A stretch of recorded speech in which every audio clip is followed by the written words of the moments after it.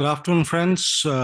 Very warm welcome to today's program. We're very honored to have with us Professor Harish Naraindas, Professor of Sociology at Jawaharlal Nehru University, Honorary Professor at the Deakin University, Australia, and the Shivnada Institution of Eminence in Delhi, NCR. Professor Naraindas has also been faculty at University of Iowa before this, and at the Department of Anthropology, University of Heidelberg, and was part of the Cluster of Excellence also at University of Heidelberg, and a visiting professor at the Department of Sociology, University of Freiburg.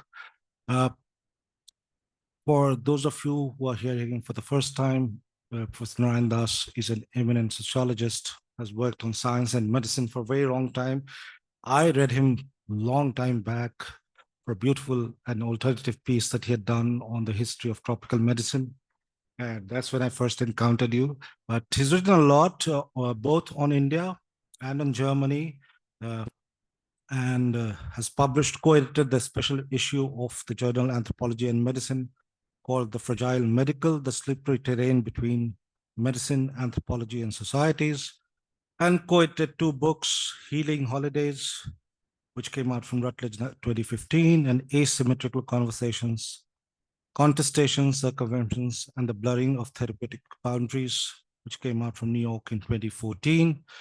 Professor Naraindas speaks to us on something that is literally in the air, between climate change, the pandemic, and air pollution thrown in between. There's a lot to think with and about the air, and with a very interesting title that I'm still trying to get around as to what it would mean. The Eucharist and the Moral Temporalization of Air is this topic for today. Professor Naraindas. Thank you very much for having me here. And for me, in many ways, this is a homecoming. Because I worked here for 3 years, and I was just asking Jaya who occupies that room, in which I sat for 3 years here. And so, and it's very, I think in many ways, it's very fitting that this is my last presentation before I retire. So I retire in a week, and I've come back to where I spent 3 years. So I'm really very, very, very, very happy. Thanks to both of you all for having me, and I feel very privileged. And I'm really delighted to hear that somebody's actually read my work, that he's actually read my work on tropical medicine. And because I'm going to start from there, because I'm going to really, I'm just drawing upon different pieces of my work. The one on tropical medicine, my work on smallpox, and then my work on Ayurveda, primarily to talk about the relationship between what I call changing air, change of air, and catching air. And which is, so because I've been largely preoccupied throughout my academic career with what is called the epistemic division of labor.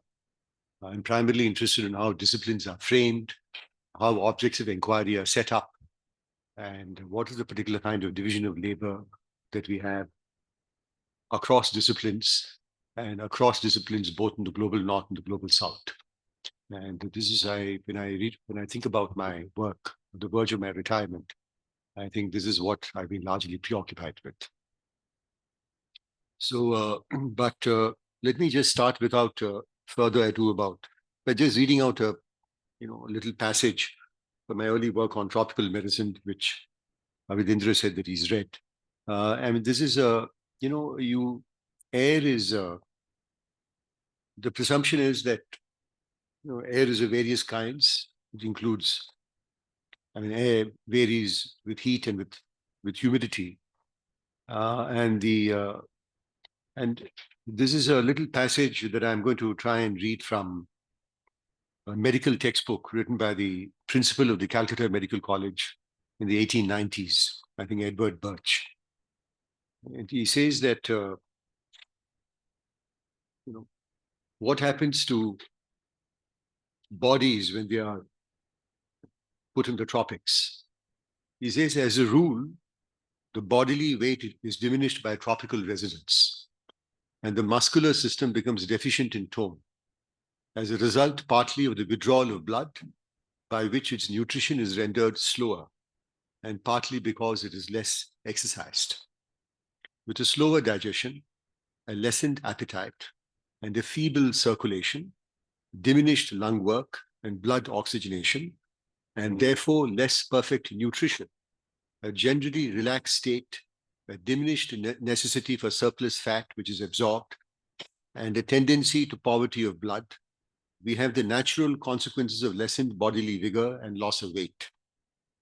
Rattery has shown that in youths, a tropical climate interferes with the normal development of the body, though growth and height is rather augmented. Right? And I could go on like this. The long and short of this is that here we have a little passage in a medical textbook, which tells you that that supposedly the lung,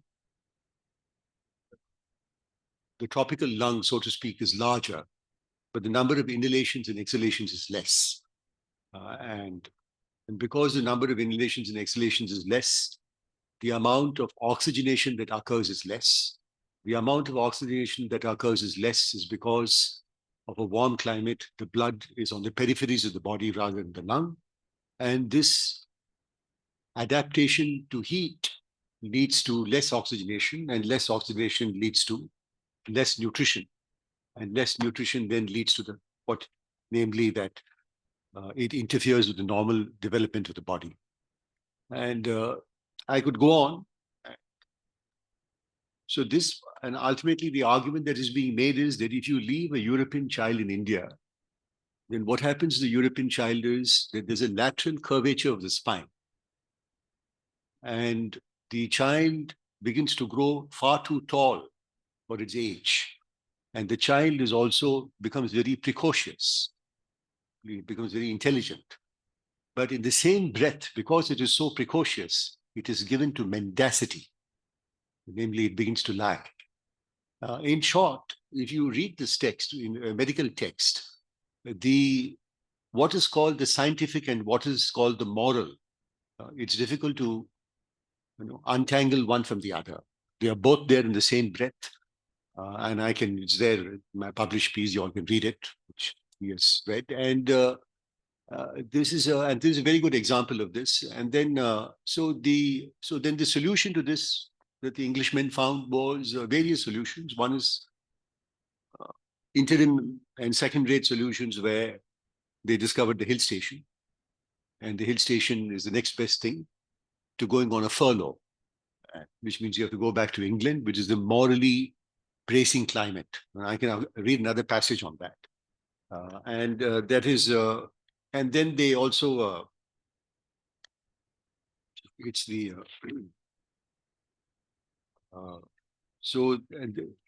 and it also means that children beyond the age of 5 should be sent back to the morally bracing climate that is England, that produces the best men, the best trees, the best of everything. And although the same passage will tell you that actually the climate in England is pretty horrible because it rains all the time and it's very moist, but nevertheless the hygiene is good and you're with the family. So it's very difficult to distinguish, as I repeatedly say, between the moral, the sentimental, and the scientific. But they're all rolled into one particular text. And this is what I mean by a certain way in which air has always been moralized. And there's nothing new. It's all there. It's there in Aristotle. You can go all the way back to Aristotle. You will find the same thing. It's what is called latitude and lassitude. And as you go down, so the Greeks are so you can just, it's as if what they're saying in the late 19th century is a ripoff from Aristotle. And you just have to replace the Englishman with the Greek body, and you'll get the same kind of moralizing. And the moralizing that the Greek body is a perfect body. All people in latitudes who are north of the Greek are more sanguine. They have more blood, but they are daft. And all the Persians who are below them are precocious, like the Bengalis, but they are effete, right? And this is a very good example. The notion of the effete Bengali is very well known. Though Ashish used to remind us over lunch every other day, in the Anglo-Sikh War, it's the Bengalis who routed the Sikh regiment. We need to keep that in mind. I thought this is the best place I can relate that story. Right? But this is the kind of tropes are there all the time. And but I don't have to say anything more. Now, the reason why I'm giving this paper is that so there are three ways in which, so this, you can call this, so these kinds of doctrines are all from the 19th century. And I'd like to just show that, yeah. Yeah, that's the one. Yeah. So this is 1831, namely, and this is the doctrine. So the only way to get around this, you should have a change of air. The change of air, this is written in 1831 by James Johnson. And I just discovered this on Amazon a few hours ago. Evidently, it has been reprinted. But James Johnson has written another one. Can I have the next one?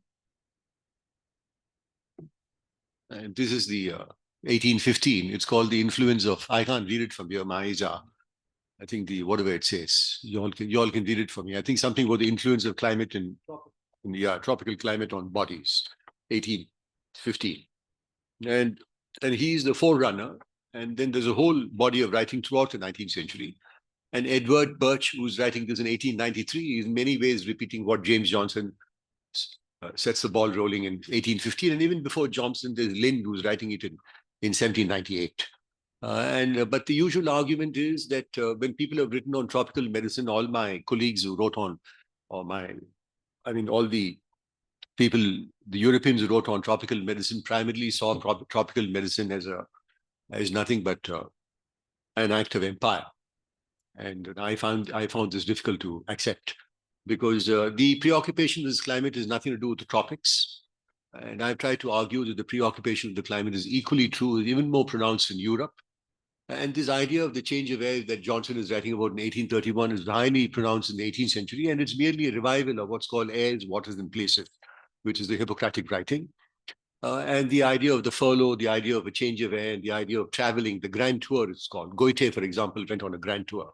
And so traveling was a very, very important part of health and the philosophy of health. And all this repeatedly is always a moral discourse, the way it's been a moral discourse right from Aristotle. So that's one part of it. And then if you look at the way air is now conceived under the notion of the Anthropocene and climate change is very different. I don't know if those, can we keep going? Anymore? I see. The last one that I sent you hasn't been included. That's the one. Yeah. Supposing I just put changing air, and I just put images and see what I could get. I got many things, but this is what. So this is indoor air pollution. The air has to be constantly recirculated. If it isn't recirculated, we are in trouble, and we know this very well from COVID, right? So this would be the science of air.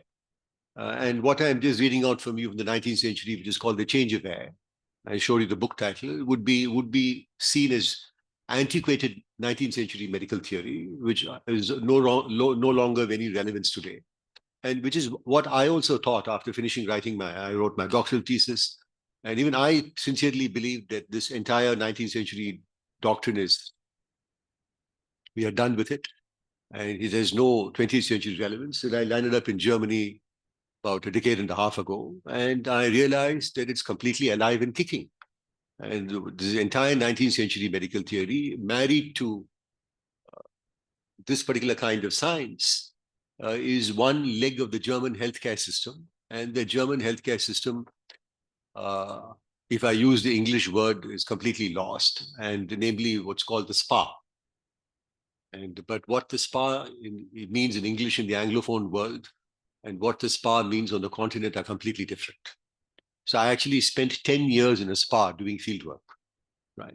And the Germans call it a Kur, and the K-U-R, Kur, which comes from the cure, what's called cura, as in sinecure, namely the cure of souls. And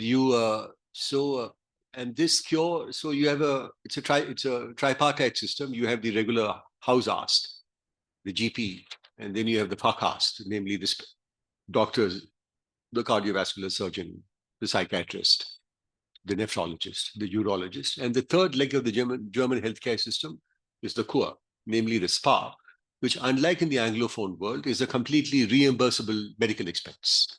Until the year 1996, the Germans went to a kur for 6 weeks every year. They virtually had a constitutional right to go to the kur. And the entire kur system is built on these 19th century doctrines. And namely, the whole of continental Europe is divided into zones with different kinds of air. So you have the Luftkurort. So I spent 10 years. So my clinic had the largest mountain park in the whole of Europe. And there is officially a Luftkurort, as in the Luftwaffe. Namely, there's an aerotherapy kur, an aerotherapy spa. So there was an aerotherapy spa. And then there was, of course, the bathhouse, namely the mineral water bathing pool. And so both those were, so I spent 10 years there. And in these 10 years, I realized that what I thought was antiquated medical doctrine was not remotely antiquated. On the contrary, it was completely alive and kicking. It was the third leg of the German healthcare system. And I slowly discovered that it was actually the third leg of the healthcare system through most of Europe, unlike in the Anglophone world.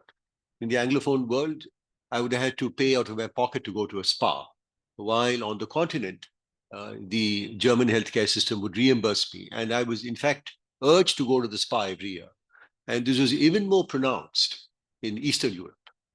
So behind the Iron Curtain, all the workers were mandated to go to a spa every year because they had to be refurbished so they could come back and work better for higher productivity. You see, and this whole thing is based on that. And so the air and this way of conceiving air, which I thought was antiquated medical doctrine, was not remotely antiquated. But the third thing which I want to talk about is what is called catching air. And the catching air is what we saw during COVID. And what did we see? I mean, unfortunately, I think I sent this to Ayodhya, but I don't think he's been able to load it. But I'm sure all of you all saw that. You saw, oh, he has. Oh, wonderful. Thank you so much. Yeah, that's what we saw. Right. And one more.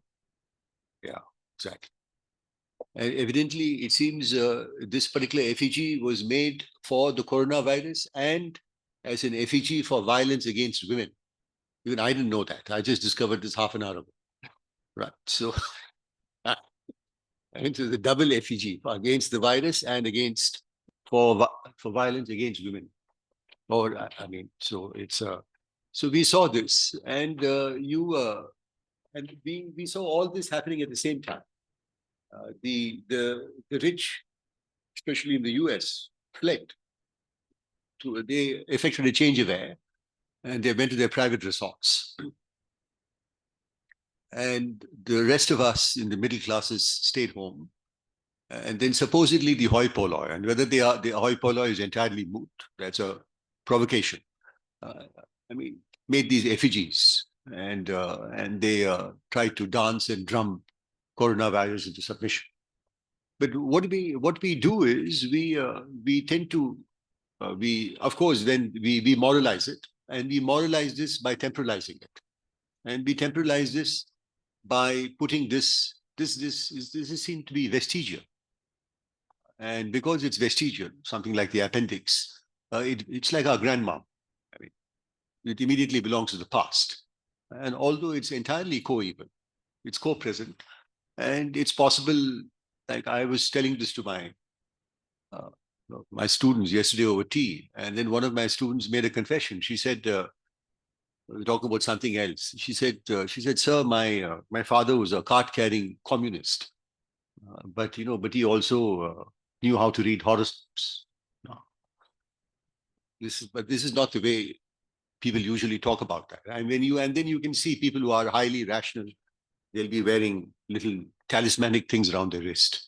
Maybe if I go around the room, I might be able to find one or two here. Sorry. So these co-eval things are moralized to this act of temporalization. And one thing, so this is what I think Fabian has called allochrony.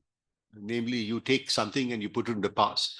And I think Prathama has written a whole volume on this. I mean, I discovered this only recently, about 6 months ago, 8 months ago, much to my delight, and under the notion of primitivism, right? And that means, there I think she's talking about the Santal, but this is not just true of the Santal, this is true of a whole host of things. So I'm going to now again talk about this through a detour, and the detour is, so for me, these three things are merely a stand-in.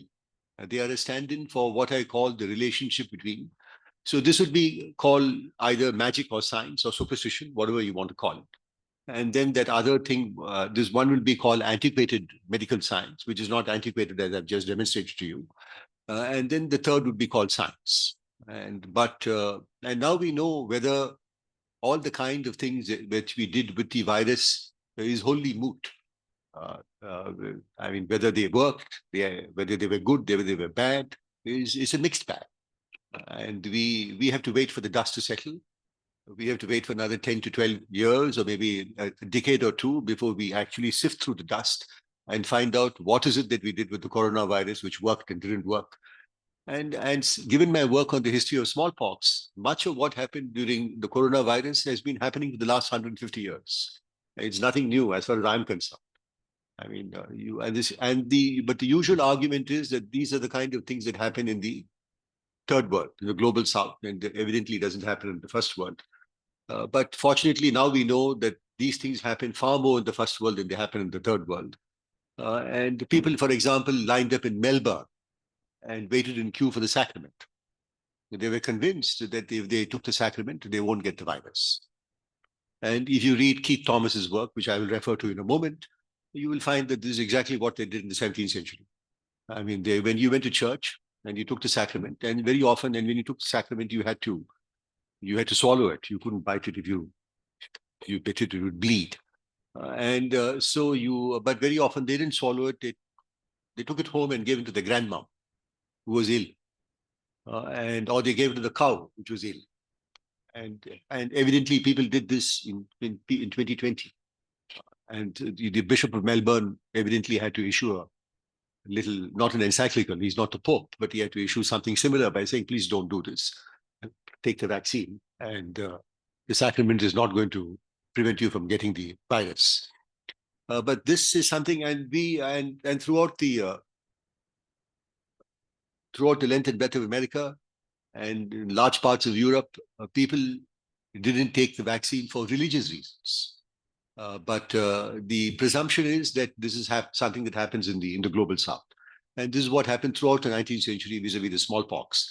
People said that people didn't take the smallpox vaccine in 19th century India because they had something called Sitala Mata, and they thought the Sitala Mata was the one that gave them the smallpox. So because of religious reasons, they didn't take it. So nothing could be further from the truth. I've tried to argue that the Indians gave smallpox a fair trial, and they stopped taking it only because it was ineffective. It was ineffective because it is very labile. It simply dies out in the heat. And we didn't have cold storage in the early part of the 19th century. And there was no, and so this had to be brought on the bodies of small children by continuously vaccinating small children on ships. It was brought to India. And when it came to India, they tried sustaining it. And I also tried to argue in a very neutered kind of way, I wish I had said this more clearly, that one of the purposes of actually vaccinating people in 19th century Bengal was not to eradicate smallpox, but to actually keep the lymph going from body to body to body, from season to season. Otherwise, they would have to import it again from England. And given it's very fragile, and because it died out in the heat, it became ineffective. So the Indians gave it a fair trial, and they stopped taking it because it didn't work. And but the large body of literature that will tell you exactly the opposite. And so this is and then if you go back to the 18th century, something interesting happens, because in the 18th century, the smallpox vaccination is merely the latter-day version of what's called smallpox inoculation or variolation, which is different from vaccination. All the smallpox vaccination is really the exception, because vaxa means cow, and the smallpox vaccination is actually cowpox given to human beings to prevent them from getting smallpox. Unlike, say, the polio. The polio virus is actually the polio virus attenuated or killed and given to you. But smallpox variolation was like the polio vaccination. And that was something that the English discovered in Istanbul in 1711. And then it was taken to England.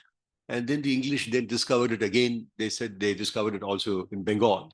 And the governor of Bengal wrote an essay on this in 1767. His name was John Zephaniah Holwell. And there used to be a statue of him in Calcutta. And Zephaniah Holwell was very famous because he also survived the black hole. And he was also famous because he wrote a book called Hinduism. And his book on Hinduism was used by Voltaire in his running battle against the clerics, right? And he was a medic. And he wrote a book, and his little essay, it's a 20-page essay. The essay is called The Manner of Inoculating with the Smallpox in the East Indies. And the essay is in 2 parts, 10 pages each, roughly speaking. The first part says exactly what the essay says, the manner, and namely, he says that the inoculation in Bengal in the 18th century is a 5-act play. And the 5-act play is that, and it had become a children's disease because year after year, for hundreds of years, people have been inoculating in Bengal. So the adults stopped getting it. And the tikadar would only inoculate the child if the child had not taken fish, milk, or ghee for 1 month. No fish, milk, and ghee. And otherwise, you would refuse to inoculate the child. And Hallwell says that the tikadars had the vanity to ask how many pustules you want. You should actually fast it, right? And then the second act is the inoculation. The third act is you begin to bathe the child with cold water that you had left overnight in earthen pots. And when you bathed the child, after 3 days, the fever came on. When the fever came on, you stopped bathing till the pustules rose, and the fever stopped. And once the fever stopped, they again began to bathe the child so the pustules could rise. And then the tikada would come back and use a particular thorn to open the pustules. 5-act play. So Hallwell describes this in great detail. But that's not the reason why he's writing this essay. He's writing the essay because he then tells in the second part of the essay, he says, I'm now going to tell you the principles upon which the Brahmins act. I'm going to tell you why is it they fast, blah, blah, blah. Now, the second part of the essay has been completely occluded. All the historians and anthropologists who commented on Hallwell's essay have not paid any attention to the second part of the essay because they're not evidently interested on the principles upon which the Brahmins act. Because I think the underlying presumption is that 18th century Indians can't have principles. Namely, they don't have a head, right? I mean, they don't think. I mean, we either lament or we have hands. We have hands and hearts, but no heads. And and the best example of this is David Arnold. And David Arnold has commented on this essay. And what he says is that all these things, all this fasting, he reduces all this to religion and ritual. While his own countryman is at great pains, he's using 18th century medical theory to try and elucidate why it's a 5-act play and why are they doing this. And he says the primary purpose, and all that he's saying is already known in England. He's not saying anything new. All that he's saying is already being practiced in England from 1711 onwards, because Coult wrote an essay in 1731. And this is why, and he says, I'm primarily writing this to introduce what he calls the cool regimen, and which means ventilation by air. We are back to air, and ventilation by cooling by water. So I want to primarily introduce the cool regimen. And if this cool regimen is followed, my experience has shown that the mortality or the incidence of smallpox mortality in Bengal is only 2%. While otherwise, smallpox has a case fatality ratio of 33%. Unlike COVID, it's only 2.14%. If you have a smallpox epidemic, every third person will die. So he says that the Bengalis had evidently worked it out to a fine art. And if you do all these things, especially the cool regimen, the fasting, making sure the patient is in well-ventilated spaces, and you bathe them in cold water, you give them cool food, you'll be perfect. And the primary purpose for me writing the essay is to introduce a school regimen. And then he explains all this by saying that the reason why you should not have fish milk, and ghee is because they are viscid in nature, and their viscid nature will lead to an inflammatory response. And this inflammatory response is why the tikadars will not give you the inoculation unless you fast it, because if they give you the inoculation and you've eaten fish milk and ghee, you will break out in a rash of pustules. And David Arnold pays no attention to it. Not only he pays no attention to it, he reduces another epistemology to what is called religion and ritual. He's my favorite punching bag, right? And and I've told this to David personally, and he knows it. So the thing is, and this is an example. This is an example because now I'm going to give another example. So this, if you think this is the 18th century, it's not only in the 18th century. I've spent a decade working on Ayurveda. So I'm sitting in my Ayurvedic doctor's chamber. It's a long vignette. I don't think if I read it, all of you all will go to sleep. So I'll try and simply give you a summary of it. So there's a 37-year-old chemical engineer who turns up in my doctor's chamber in Madras, and he has 2 young daughters, and his kidneys have packed up. So, and he's on dialysis. And he turns up there because he's been treated, he, his wife, and 2 children, and his parents have all been treated by my Ayurvedic doctor for all their ailments for the last decade, and evidently very successfully. But this, of course, is a grave thing. His kidneys are packed up, he's on dialysis, but his nephrologist goes out of town and he plays hooky by not doing the dialysis and turning up in my doctor's chamber. And she tries to treat him. And of course, you can't treat, evidently, a packed up kidney in a week. At the end of the week, he has to go back to meet the nephrologist, and he's petrified because he thinks the nephrologist is going to really let him have it. So so I offer to accompany him to hold his hand, and in the bargain, I got my ethnography done. So I accompanied him, and exactly as predicted, that's exactly what the nephrologist saw. It turns out to be an extraordinary harangue. He tells him that, he tells him you're an imbecile. He said, have you written your last will and testament? Do you want to die? And he says, he said, have you pawned your brains in the local pawn shop? And he says, how is it, you have 2 young daughters, and how the hell can you be so bloody irresponsible and go see this quack? And rather than, coming for and missing your dialysis for 3 times in a row. And then ultimately he issues an ultimatum. He says that if you ever go to a clinic again, don't ever step foot into my clinic, because you will die and I'll get blamed for it. And I'm just giving you a little summary. This lasted for 45 minutes. It was such an extraordinary harangue that my kidneys began to hurt, right? And and then he came back the next evening to my doctor's chamber, and he was really quaking, and he couldn't even convey the tone and the texture of the entire conversation. And I had to actually tell her what happened, most of it. And so my doctor got very, very upset, and she was beleaguered, and she had her back against the wall. She opened a book, and when she opened the book to see what treatment can be given to him alongside his dialysis, much to my surprise, in the same stanza, it said, you have to give aushadhi, medicine, you have to give dana, you have to do a homa, and you have to do, what else, I forget, puja. It's all in the same stanza. So I was very startled, and I made what's called an ethnographic faux pas. I was looking at it over her shoulder, and I knew her very well back then. I had spent 6 months continuously with her, sitting beside her in a clinic, and she became a good friend. So I asked her, I said, are you going to tell them to do all these things too? And she got very, very annoyed with me, and she looked as if she wanted to murder me. And fortunately for me, one of his 2 children began to cry, and Mrs. Ram decided to take their child out, and I fled. I followed suit. I followed her out, and I already knew her well. So we struck up a conversation. We distracted the child, got her to stop crying. And then in the conversation, she told me, much to my surprise, that all the things that was mentioned in the text, she had been doing. The dana, the homa, the puja, the bali, apart from the aushadhi.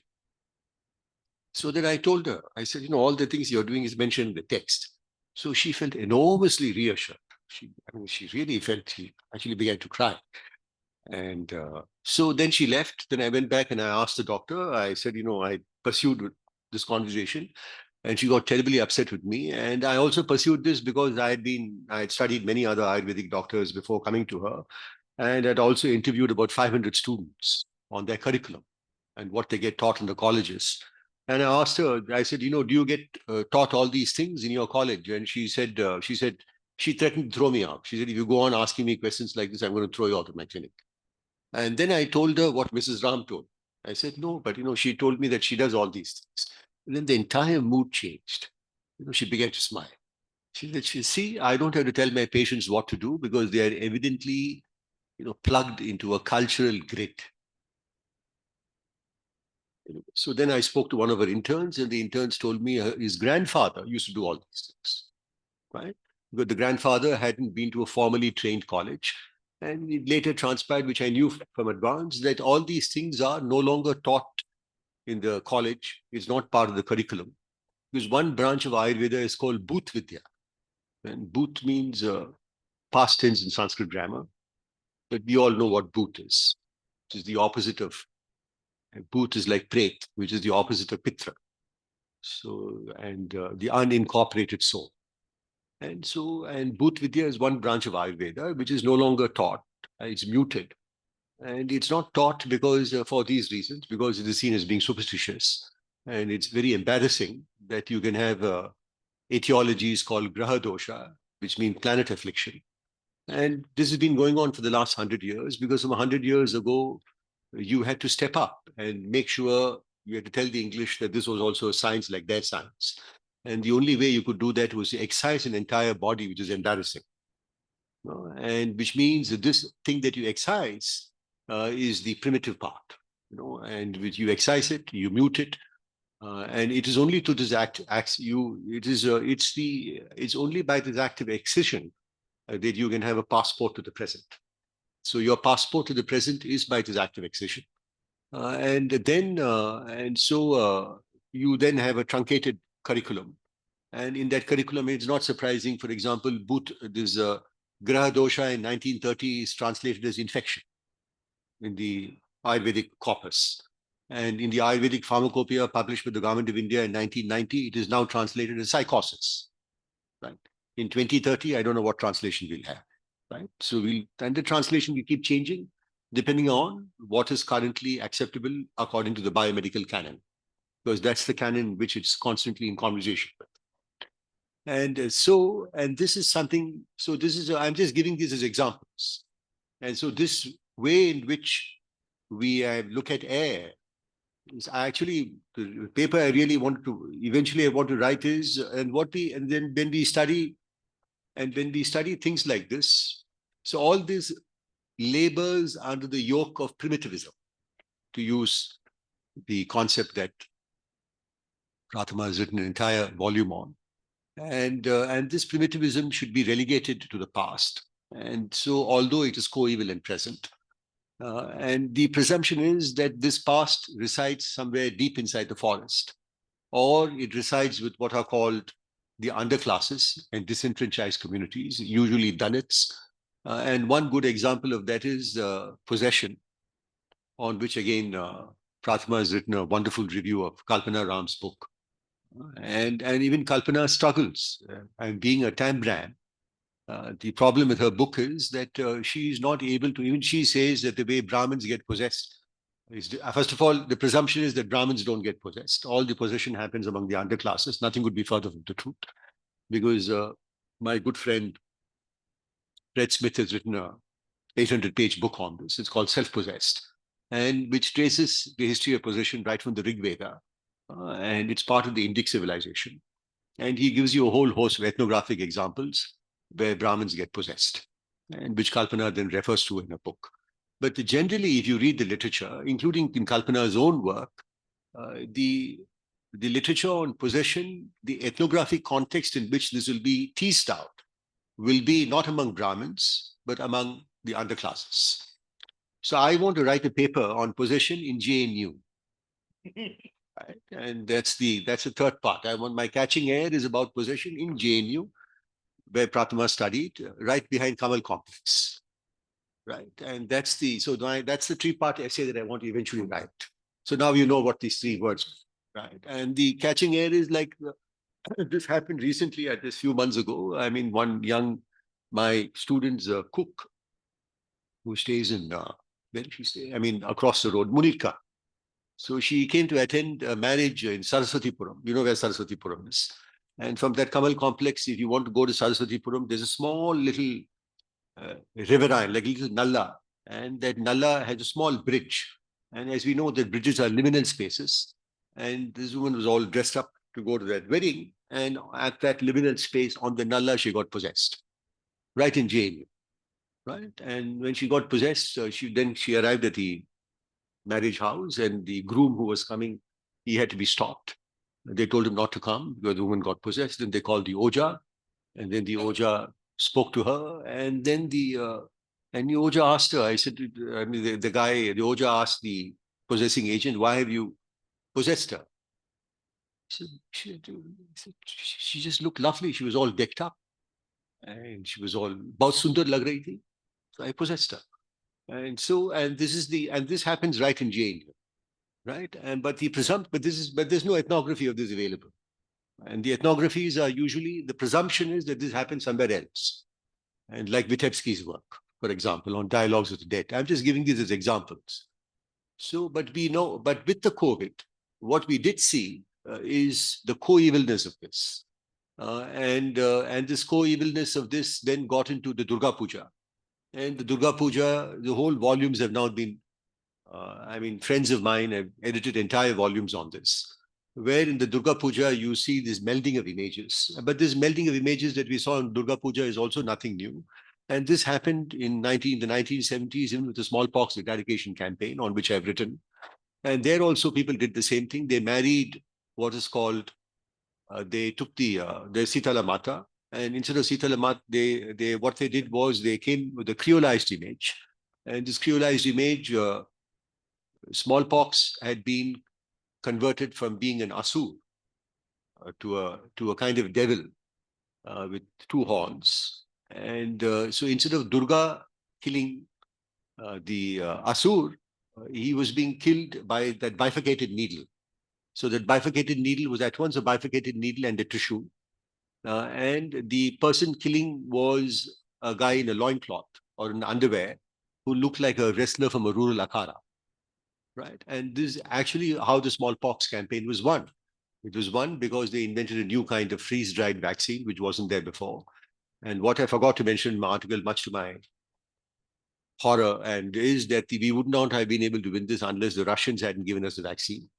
And then they trained village youth in 20 minutes to how to give the vaccine, village after village. And then they also incentivized it by giving them money. They started with 20 rupees, and it went up all the way to $1,000, which in the 1970s was a small fortune.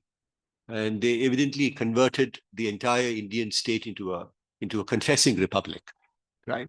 And so it's not, so this creolized image was actually what they did.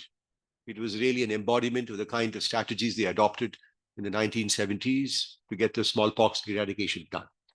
And we saw these creolized images appearing with the COVID pandemic, where the even so-called cartoons of the COVID was like a monster, right? Even in the West, not only here. And here, the whole thing got into the next two successive Durga Pujas. And this melding happens all the time. We didn't mean that all those well-heeled Bengalis who go to Durga Puja don't take the vaccine. No such thing happened. They did both. But we tend to temporalize, and we temporalize and we moralize. And we moralize by temporalizing, and we put them in different registers. It's something like my sister, who lived for 35 years in Baltimore. She came one day and said, she wants to buy Tanjore glass paintings. I said, why do you want these Tanjore? She said, I want to take it back to the US, put it in my drawing room, and I think all my white friends will come and look at it. So I was getting very tired. She was not she was going round and round, and I had to go somewhere. So I told her, said, forget all these Tanjore paintings. Why don't you take our grandmother instead with you to Baltimore? Put her in a 9-yard CD in your living room, and that'll be a far better, conversation piece than these Tanjore paintings. People will come and they'll pinch her. She'll talk in a foreign language, and she'll be a great.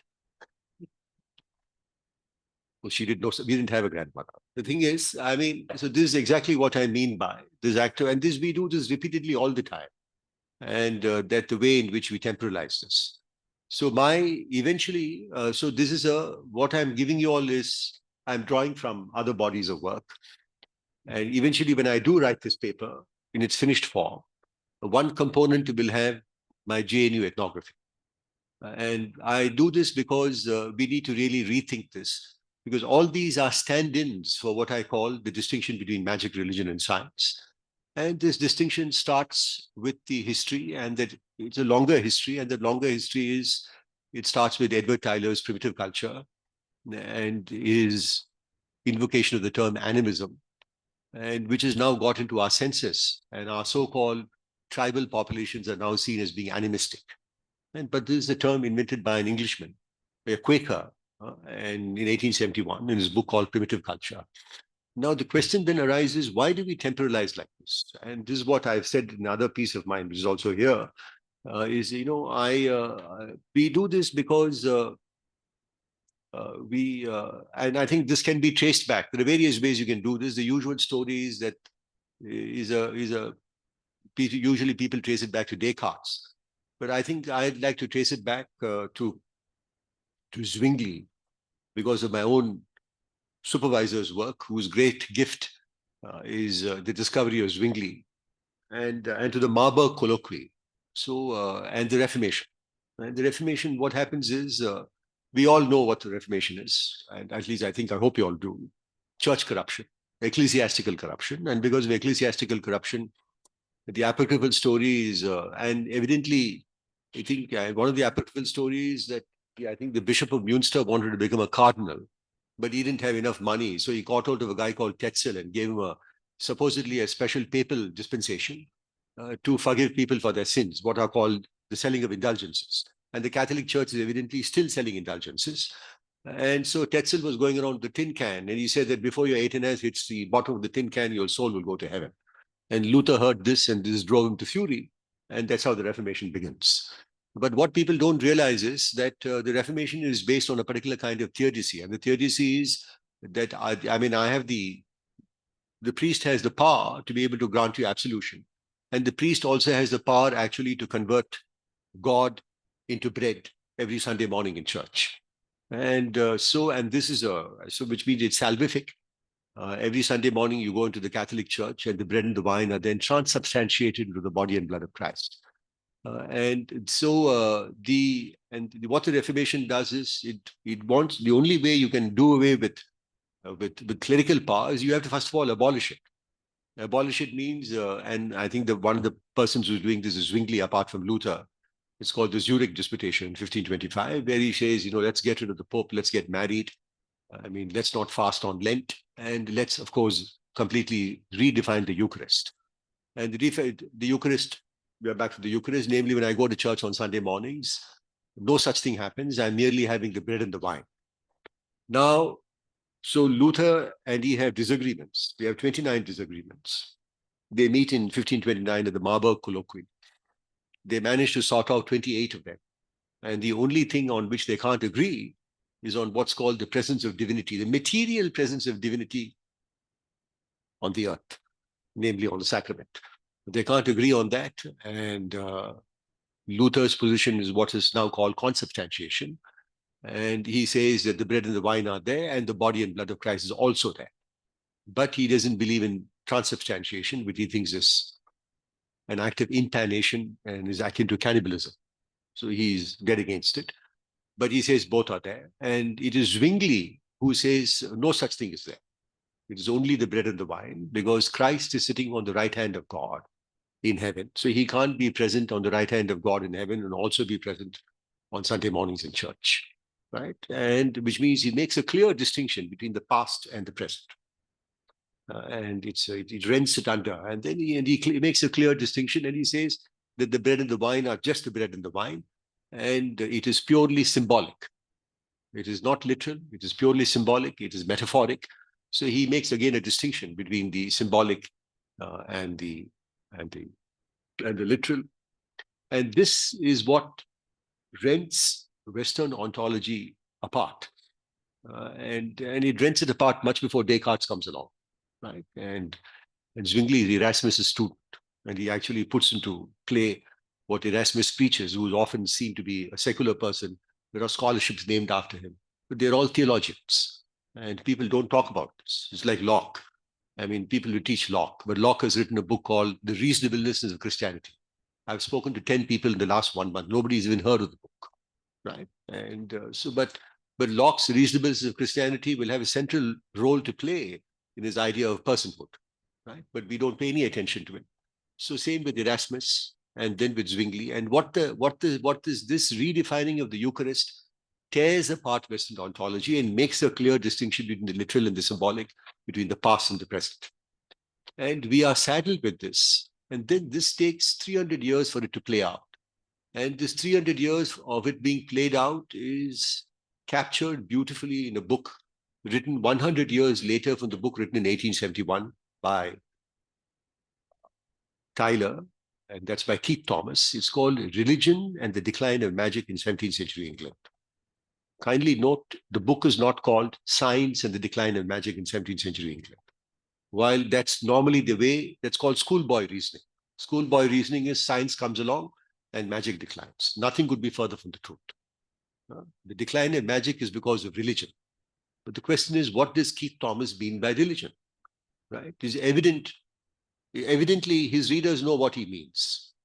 He means Protestantism. Because the primary magicians for the Protestants are the Catholics. And the biggest magician is the Pope, Popery. So Popery has to be attacked, and they mercilessly attack it. And I met a Tamil priest in Munster, and he told me this 10 years ago, even till the end of the 19th century, when the Corpus Christi would go around, would be taken around, the body of Christ would be taken around, they would throw cow dung at it. Right? And this is then enshrined in the Troubles, in the Irish Troubles, where the Protestants, the Anglican Protestants, have been killing the Irish Catholics the last 400 years. But nobody talks about that, right? And this happens today. So Joe Biden and Nancy Pelosi were denied or often denied. Nancy Pelosi's bishop in California will refuse to administer the sacrament to her because she supports abortion, which she doesn't. I mean, she says, I don't support it, but I don't want to get in the way of people who want to have it, right? If I do it, I'm not being a good Christian. So she tells the bishop to go back and read Matthew. She says, I know my Bible better than you. And these are the kind of debates they are having. So the Pope had to intervene, and he had to issue an encyclical by saying the sacrament cannot not be administered to people on political grounds.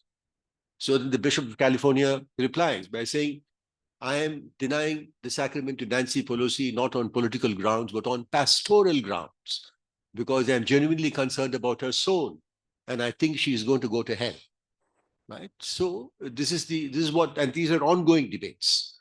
And we think that the debate on the Eucharist is dead and buried. No such thing. The troubles in Ireland is one example, and the debate on abortion in the US is another example. I've written about all this. And interestingly enough, it turns out that in my canon in anthropology, the entire turn to what is called animism. And very often, all the people who are arguing for this surprisingly turn out to be Catholics, right? And Bruno Latour, I mean, Elizabeth Povidelli, Isabel Stengers, they're all Catholics. And I don't find this at all. I don't think this is surprising. And I told that young lady in this room, I think it was a bit harsh with her.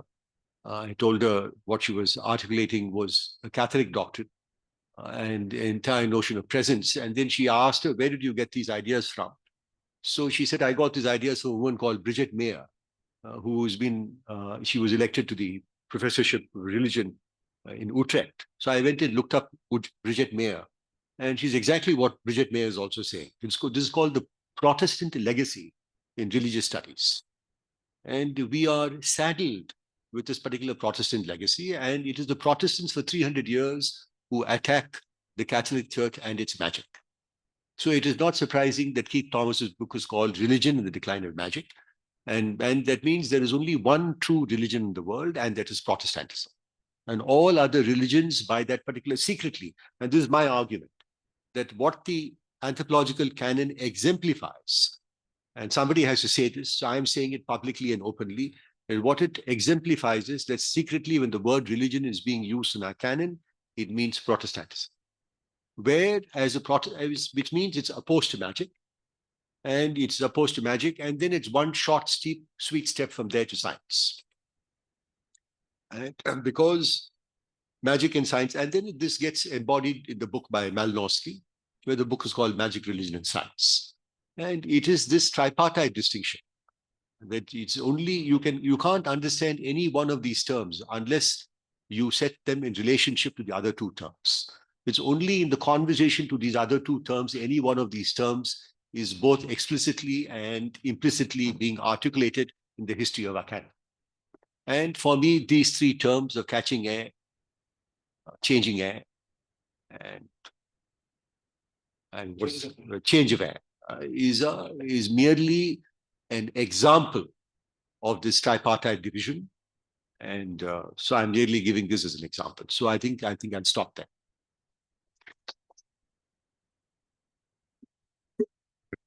Thank you very much. You know, as I was listening to you, this place you have visited much before me was very famous for recognizing that oral speech must coexist with the written word.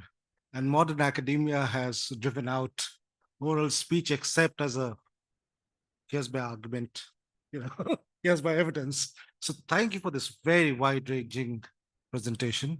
Uh, with air, through air, but also more importantly, think about the contemporary as containing multiple times within it, and how at each stage one is almost condemned to say, okay, this does not belong anymore. And yet it keeps coming back to define modern life. So yeah, there's a lot to think with. I had only one specific question around the air question, which is what seems to me different is in much of the 19th century, 20th century stuff that we've seen, there's very little recognition that anything about this nature. So you could travel to another place to get better air, but the air itself could not be changed, except when mechanical devices become available, first with the fan, then with the AC. And now this idea that everything that we took to be stable is actually not stable, it's changing in its composition, it's changing in so many ways that to handle. So what do you make of that? So if you look at contemporary debates on climate change, that the critical word is a change, because climate has always been there that people have thought about. So what do you make of that, this idea that what it took to be stable or natural or given, so of course they mix with other elements, but this idea that you can actually intervene to change it for the better or the worse? Thank you very much. I mean, that's food for thought. But I'm not too sure if in the 19th century air couldn't be changed. Because I think people tried to change air also in the 19th century. And the way they tried to change it was, for example, they would shoot cannonballs into the air. And if I'm not mistaken, I mean, I think, but I don't want to be held to ransom on this. The presumption was that it is not changing the way we change it with mechanical means, with air conditioners and things like that. But because the word is malaria. Malaria does not mean what it means now. There's nothing to do with mosquitoes. Mosquitoes got invented. I mean, entomology as a discipline. I mean, we didn't know, we didn't have an idea of metamorphosis. I think the idea of metamorphosis, we had a poetic idea of metamorphosis there in Ovid, but the biological idea of metamorphosis comes into being only in the beginning of the 19th century. And the fact that malaria is caused by parasites is only possible with the discovery of parasitology. But malaria in the 18th century means mal aria, means bad air. And it's tied with the other word called miasma, which means stained air. And the attempt was, I think they probably tried also to change this air, one by I think by things like this, and the other is by the draining of swamps. So the Roman Campania, which is completely, entirely malarial in the 18th and 19th century, it's by the draining of the swamps that they try to change the air, and the opposite happens in Burdwan. I think in 1756. I'm sorry if I'm mispronouncing that word. I mean, it's in 1756. Robert Clive used to retire to Burdwan because it has a salubrious climate. And 100 years later, it's completely malaria infested because the coming of rice irrigation and the railways. So there are ways in which, but the idea that you can intervene and change air mechanically is, but we need to ask whether is that really possible, or is it a conceit?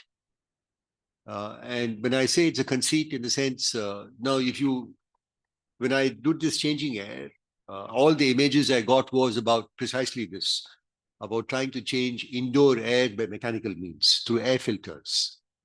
But how effective are they? My classmate was an engineer, and he said he was in charge of the Hyderabad airport. He says, it's a fiction. The whole airport is centrally air conditioned. He says, if you go into those ducts, he says they are appallingly filthy. And whether they can actually be cleaned is entirely moot. And what it would cost you to clean them but there is so am I making sense? There's a way, but the presumption is that these mechanical ways, and then we do something else today, which again is entirely, partly seems to be what's called cloud seeding. We do cloud seeding. And again, maybe that I should include that here. So the Tamil Nadu government has done this. And initially I thought, as a young person in the 1970s, we had no water in Madras for 20 years. I am from Madras. And while they were doing cloud seeding with aircrafts in the sky, Kunnakudi Vaidyanathan was playing the violin on the beach at the same time. So both was happening at the same time, something like this. And I don't know which worked, but but floods, yeah. Okay, let's have other responses. Questions. Those of you who are on the screen, you can put it in the Q&A box. We'll try and, okay. So this is from somebody who's anonymous. Could you please restate your conclusion? How catching air, changing air, and change of air relate to the Reformation and its separation of literal and metaphorical? And one from Tanveer, thank you so much. What is co-eval now is that they are saying that paddy cultivation through flood irrigation releases methane, which is adding to climate change. This is why direct seeding of rice is being encouraged and very successful in Telangana. Not going into a tirade against Green Revolution, as I think it's understood, which was high irrigation and high input. Sorry, missed the first 10 minutes of your lecture. So one is on, oh, that's a lot of, all comments are from Tanveer. Okay, so same logic for recycling option and direct seeding again. So even science can be working with nature's magic. Could you respond? Yeah.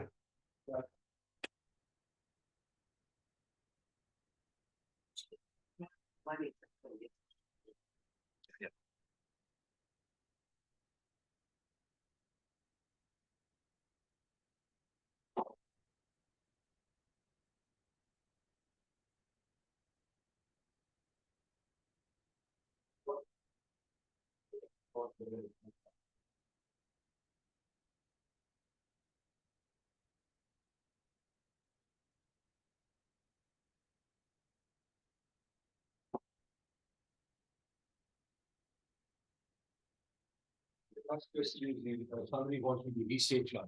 Yeah. Yes. Well, I mean, that's the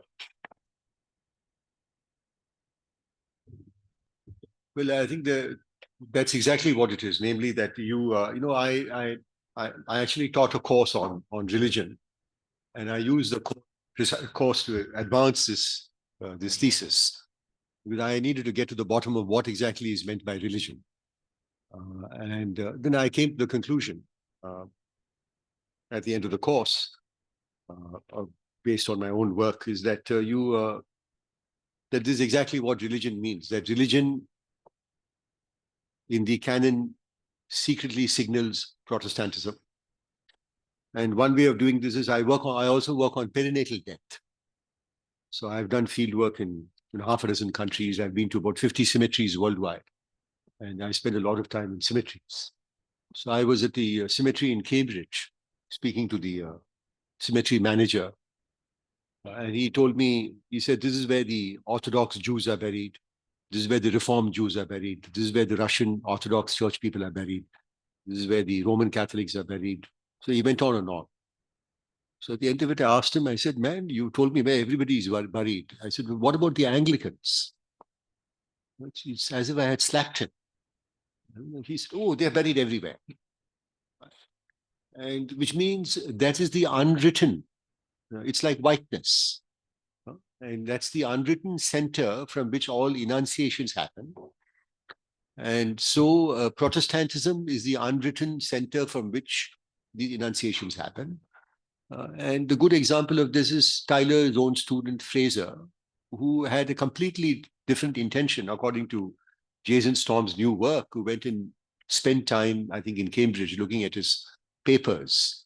So if you look at the Golden Bow, and the Golden Bow is in 12 volumes, and the intention of Fraser in the first edition was completely different from the intention that was there in the subsequent edition. The subsequent edition is based on this tripartite distinction, where the tripartite distinction is temporalized and put on an evolutionary scale. And the evolutionary scale is that you move from animism to polytheism to monotheism, and then you move to science. While the intention supposedly of the Golden Bow and Fraser is to show the co-evilness, what I call co-evilness, through folk tales, which continue to survive. And and this is, you just have to watch that serial called Peaky Blinders. Right? I mean, it's, yeah, so I'm glad. So this is, but the thing is, again, the problem with that is those are not just Irish, but they are Birmingham Irish. They are a completely sui generis category. And the fact that they do magic will be perfectly acceptable, because they are at the bottom of the evolutionary scale. I mean, if you're Irish, till the end of till the early part of the 20th century, the Irish were not considered to be white people, and they were not considered to be human beings. If you look at the Punch magazine from 1896, they would be depicted as chimpanzees, right? And they were, if you're Irish, you're Catholic, you live in a shanty town and a hole in the ground.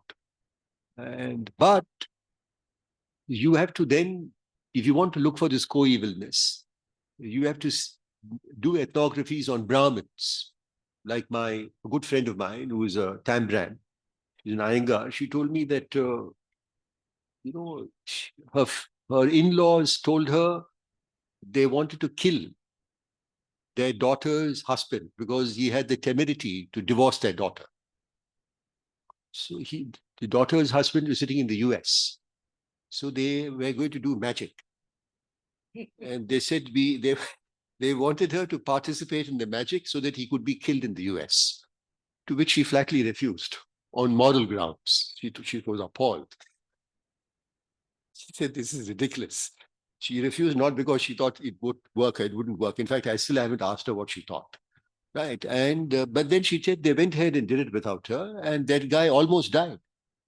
He had a fatal accident and almost died. Now, the reason why I'm telling you this story is the presumption is that in an Orthodox Brahmin household, magic doesn't happen. Right? It happens somewhere down the line with this peculiar Irish in Birmingham, right?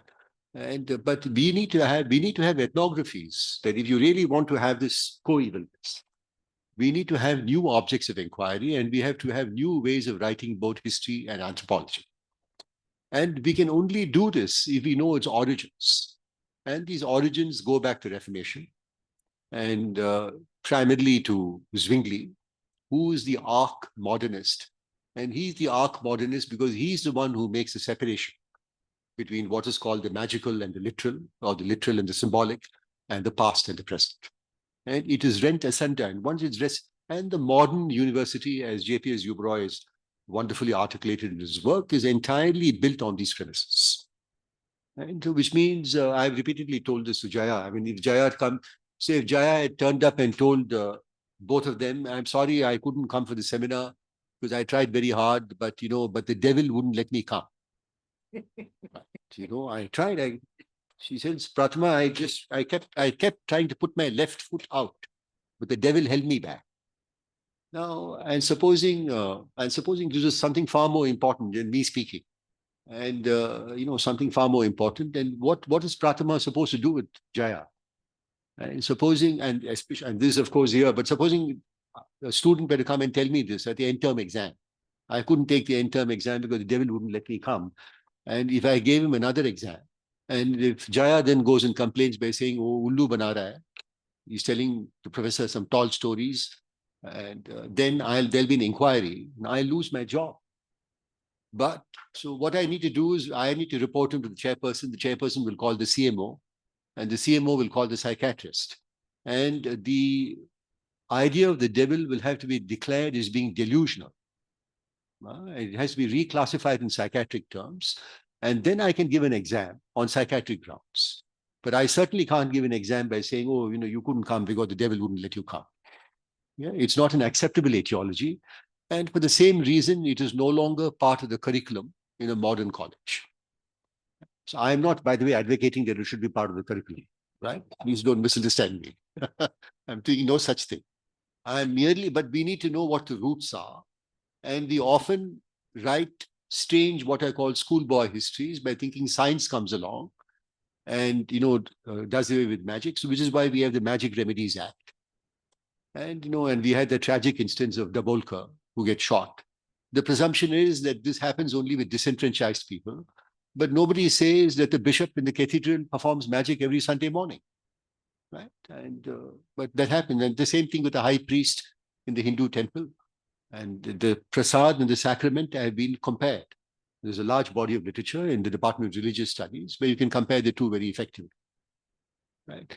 So we need to, but unless we know its origins, and unless we realize that it's a particular kind of religion that makes this kesura between the literal and the symbolic, between the past and the present, we will not be able to really come to terms with how we are supposed to write history, how we are supposed to frame our objects of inquiry, and what kind of anthropology we are supposed to do.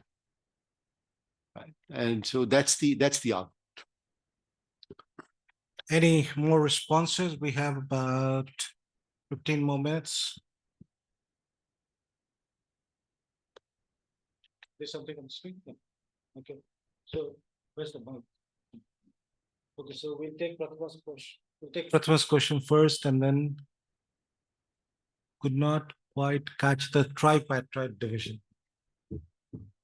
Sure. So that was part of the question. I'm entirely with you. Of course, if I have the money, I would travel back to that is something. But if you have a question, I entirely agree in terms of your offering a long history of what becomes our epistemological destiny today. But since history is irreversible and we can't kill Zwingli, what would be, to my mind, only demonstrating the Eurocentrism of this long history is not enough. What needs to be done, to my mind, is actually engage the more nitty-gritty of knowledge systems and knowledge practices, not necessarily on their own terms. So I'm not saying that you have to become a software programmer, though that is also part of the project, alternative software building and such like, but you have to ask larger questions in terms of what does programming mean in a larger sense than just the software program on your computer. Similarly, it's interesting to my mind that much of the arguments that you make and the arguments that are made always already come from the biological sciences. They come from a domain of science which recognizes multiplicity of traditions far more than do physics or technology or astroscience. Now, how do we demonstrate that microeconomic game theory emerges from Zwingli? It's not that simple, to my mind. There much has happened in the last 500 years, and the deconstruction will have to be more granular. It may lose some of the polemical edge, and polemics is important, I don't deny that. But it seems to me that we are probably destined to keep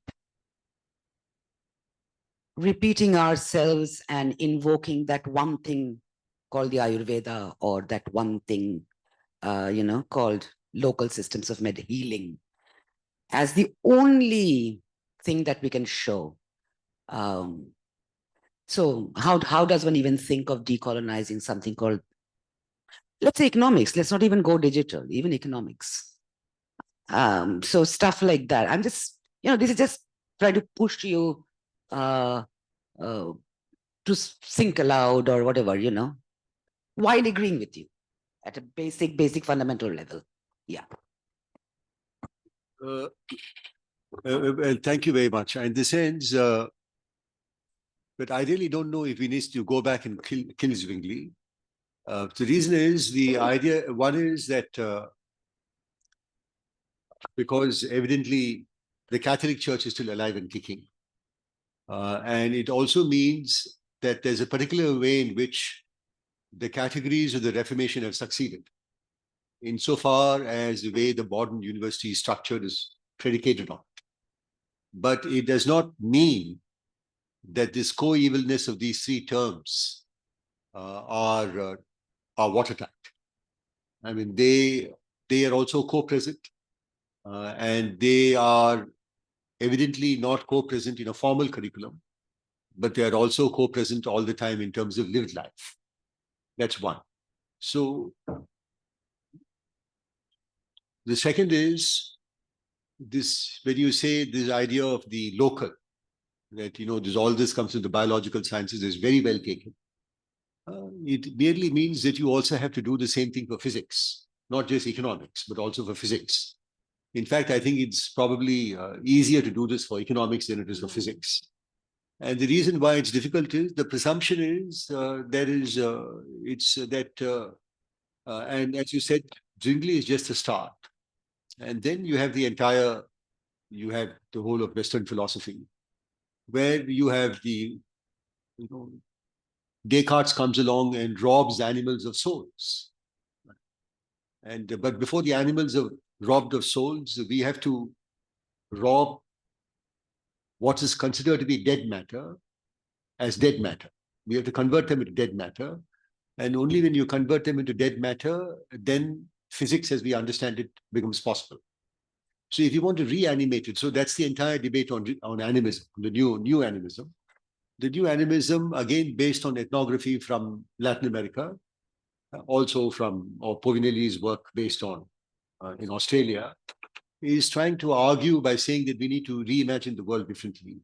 And reimagining the world differently means that the modern paradigm is supposedly based on the fact that our, what is it? I mean, our interiors are different, and or the other way around, and the exteriors are the same. I mean, we're all the same, dressed up differently. That means that you, I, he, and the jaguar and the lion all have similar interiors, but we're just dressed up differently. And because we are dressed up differently, we then apprehend the world differently because we have different bodily forms for apprehending that world. Now, this is a particular point of view, and this is what this point of view does. And if you take this particular point of view and apply it to contemporary physics, whether we can do something with contemporary physics is entirely moot. Now, as far as economics is concerned, I think we already have a body of work. That a large part of economic theory itself comes as the same religious roots. I mean, you have to start with Saint Augustine, and then you have to read John Buchanan's work on the Pilgrim's Progress. And if you take away, which goes into hundreds of editions in the 17th and 18th century, and if you take away this entire body of writing, which has been taken away, you can't then you will write a particular kind of history where you will have false genealogies of the history of economics. So one of my students is trying to work on this, where he's trying to exactly put all this back together. Where you try and put moss. So you have a particular idea of the gift exchange in so-called primitive societies. So can I take this idea of the gift exchange that I have in primitive societies and marry to Adam Smith and marry to the mercantilists, especially John Locke? And if I do that, what kind of history of economics am I going to produce? And these are the kind of tasks we need to set ourselves. Yeah, I mean, yeah, he's exam. but I don't know, but so this is the kind of exercise that we need to do again and again. And when we do this, we might then, this is one part of the activity. And the other part of the activity is that here in India, for example, when you use the word local, now I have a terrible difficulty with that. That's the other thing. It's exactly like Brahmins and Dalits, so to speak. That possession happens among the Dalits, it doesn't happen among the Brahmins. I've tried to argue against this. And we then need to, for example, I've also, since I work on perinatal death, I also work on pregnancy. We have all these antenatal rituals. And if you look at all these antenatal rituals, then the presumption is what anthropologists have done is they've studied antenatal rituals in different parts of India and they reconstructed bottom up. And every time they reconstructed it, appears to be on a local register. While I've tried to argue that each of these local registers is there in the Dharma Shastra, to which they make no reference. Then it turns out, which I found, partly entirely fortuitously, that what is there in the Dharma Shastra is there in Shushruta. It comes in the medical canon, which means I have taken an epistemology and I have then reduced it to religion and ritual, which is what I told you with smallpox, right? So we need to, this idea of the local and the classical, starting with Robert Redford, you know, all these binaries have to be rethought. And rethinking then means we have to have new ways in which we frame our objects of inquiry. And that's the argument. And unless we do that, it's a assiduous task. It's a collective task. And we all have to do this. And only when we do this, both in the West and here, and we have to write these in one register. And unless we do that, we are going to be in trouble. Like, you know, like what John Maynard Keynes has written about Newton.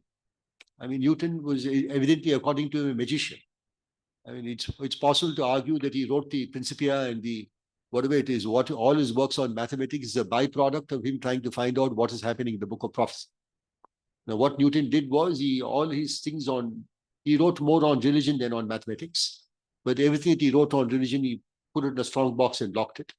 Because the guy who occupied the Lucasian chair after him got thrown out because he actually made his views public, but Newton was more clever.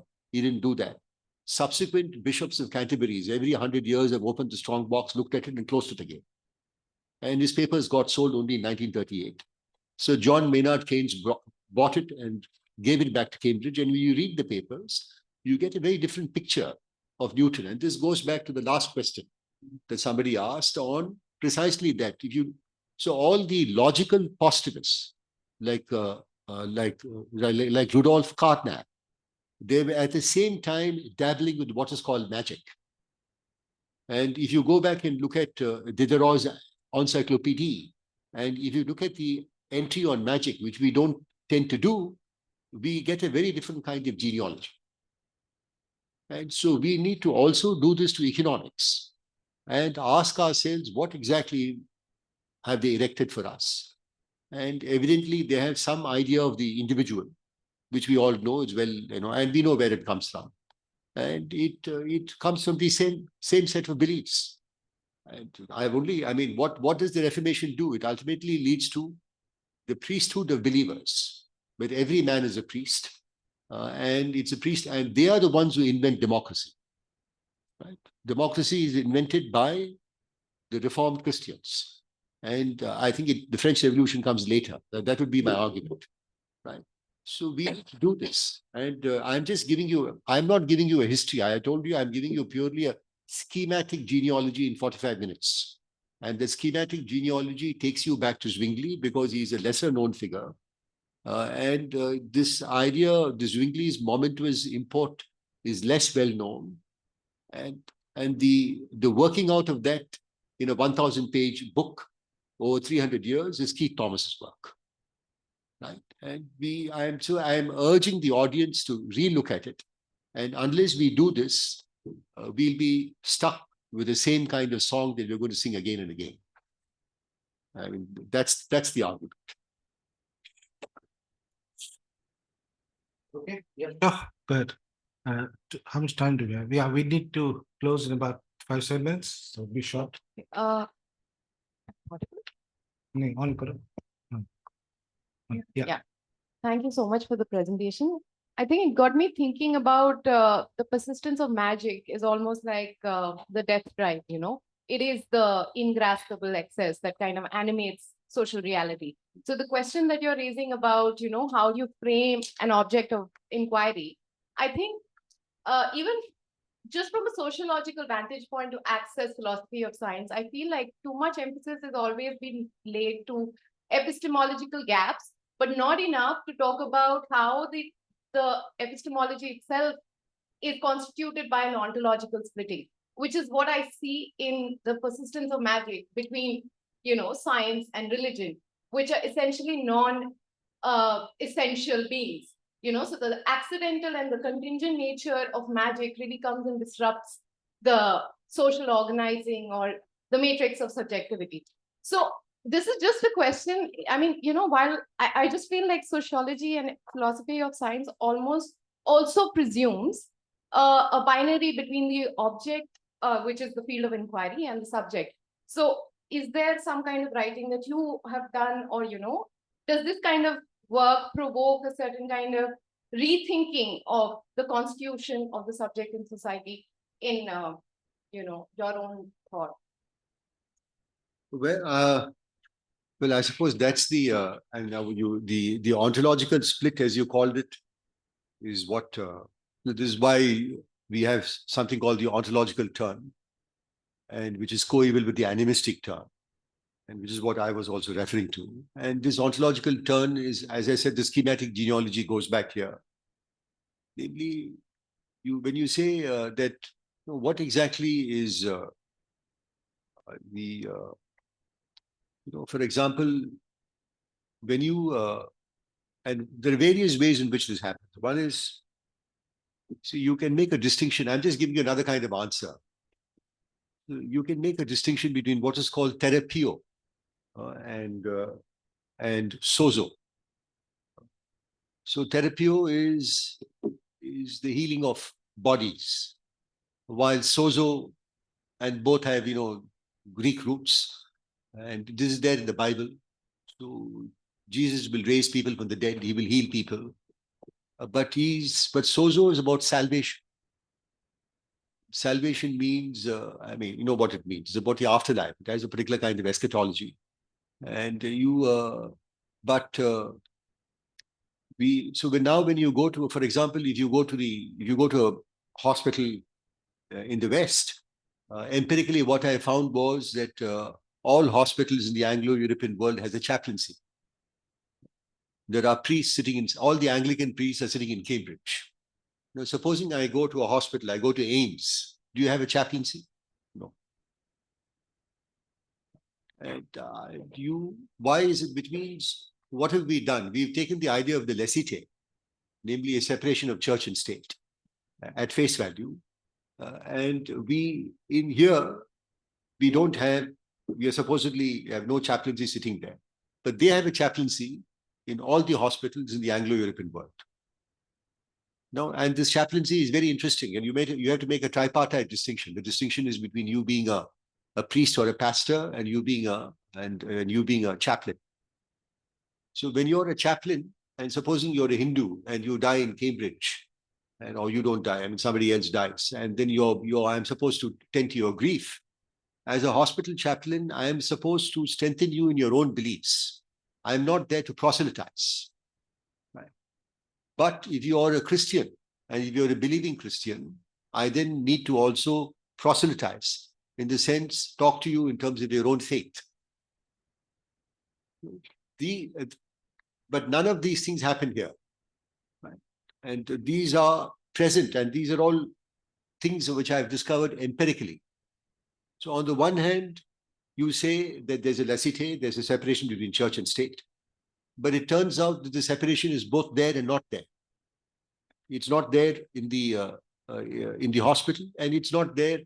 So you go to Europe. If you go to Europe, you'll have a professor. We don't have a department of theology, but you'll have a department of theology in private universities in the Anglophone world, like in Oxford and Cambridge and in Harvard and Chicago. You can't have a school of divinity in any of these universities. You only have a school of religious studies, where religion is an object of inquiry. And if you go to Europe, it's more blurred. It's more blurred in the sense if you have a professor of theology, it turns out that the professor of theology has some dual responsibility simultaneously to papal authority and to the university authority.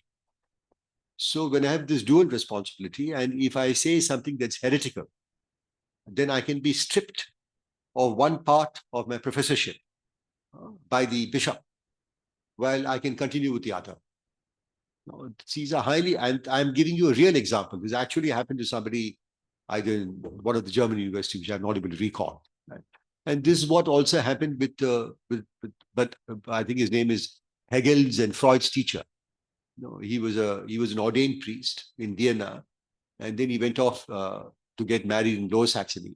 And once he got married and came back, he was stripped of his professorship, because once you're a priest, you're always a priest through an act of transubstantiation, and he just became a privat docent.